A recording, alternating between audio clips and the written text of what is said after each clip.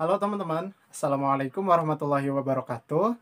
Selamat pagi, ketemu lagi dengan Mister di waktunya pembiasan ibadah dan pendidikan agama Islam. Oh ya teman-teman, setelah kemarin kita belajar tentang sifat-sifat Rasulullah, nah sekarang kita akan melanjutkan materi tersebut dengan pembahasan selanjutnya ya. Tetapi sebelum kita masuk ke pembelajaran, agar ilmu yang kita dapat menjadi bermanfaat, yuk kita sama-sama berdoa dulu kepada Allah Subhanahu wa Ta'ala. Berdoa dipersilakan. Hayya doaan. Bismillahirrahmanirrahim.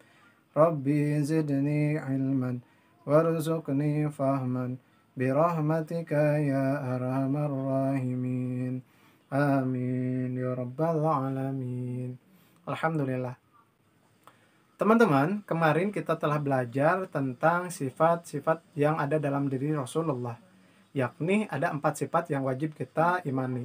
Yang pertama adalah siddiq, amanah, tabligh, fatonah. Siddiq adalah jujur.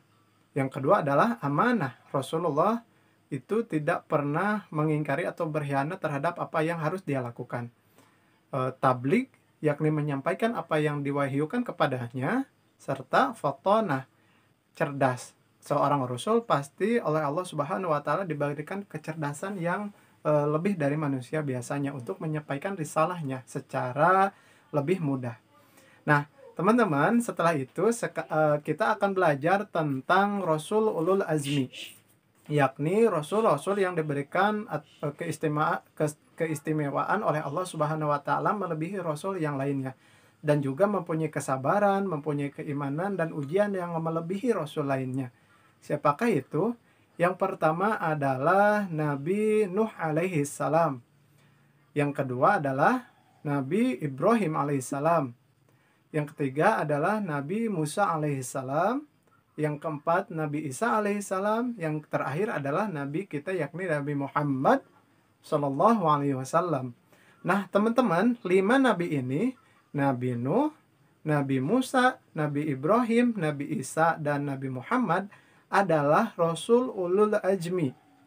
Seperti yang Mister bilang, adalah Rasul yang mempunyai kesabaran dan keimanan serta mempunyai cobaan yang melebihi Rasul-Rasul lainnya. Rasul Ulul Azmi merupakan Rasul yang istimewa karena diberikan oleh Allah Subhanahu wa Ta'ala mukjizat dan yang melebihi rasul lainnya. Misal ketika itu Nabi Nuh alaihissalam oleh Allah Subhanahu wa Ta'ala diberikan mukjizat, diselamatkan dari badai atau di banjir yang membanjiri seluruh dunia ini, teman-teman. Bayangkan jika kalian sekarang ini itu banjir satu dunia dan hanya Nabi Nuh dan pengikutnya saja yang diselamatkan oleh Allah Subhanahu wa Ta'ala. Maka hal ini menjadi keistimewaan Nabi Nuh alaihissalam karena keimanannya dan ketakwaannya kepada Allah. Serta Nabi Ibrahim alaihissalam yang waktu itu dibakar oleh Raja Namrud dan diselamatkan oleh Allah. Waktu itu kayu-kayu semuanya dikumpulkan oleh rakyatnya dan pengikutnya Raja Namrud, dan Nabi Ibrahim itu dilemparkan ke dalam api. Dan katanya teman-teman, apinya itu saking besarnya dan saking banyaknya kayu yang dikumpulkan untuk membakar Nabi Ibrahim, saking panasnya dari jarak 1 kilometer saja itu sudah terasa panasnya. Bayangkan seharus bagaimana banyaknya dan besarnya api yang dikumpulkan pada waktu itu. Nah, kemudian teman-teman, yang ketiga adalah Nabi Musa alaihissalam. Seperti yang kita ketahui, Nabi Musa diberikan mukjizat, yakni tongkatnya yang bisa menjadi ular dan bisa membelah lautan sesuai dengan izin Allah.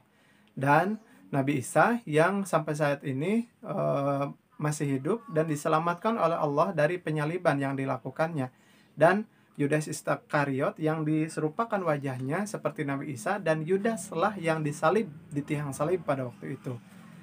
Kemudian yang terakhir adalah Nabi Muhammad Shallallahu Alaihi Wasallam yang di dalam kisahnya adalah mempunyai banyak sekali mukjizat yang terbesar adalah Al-Quran yang kita pegang sampai saat ini. Nah, teman-teman, untuk challenge hari ini silahkan teman-teman catat 5 poin yang bisa teman-teman dapatkan dalam video ini. Misal, seperti contoh, Rasul Ulul Azmi ada 5. Yang pertama adalah Nabi Nuh alaihi salam. Nah, itu udah. Yang kedua adalah Nabi Ibrahim alaihissalam. Itu yang poin yang kedua. Dan yang ketiga, 4, 5-nya silakan teman-teman cari sendiri ya. Oke teman-teman, sekian dari Mister. Tetap jaga kesehatan di masa pandemi COVID-19 ini. Assalamualaikum warahmatullahi wabarakatuh.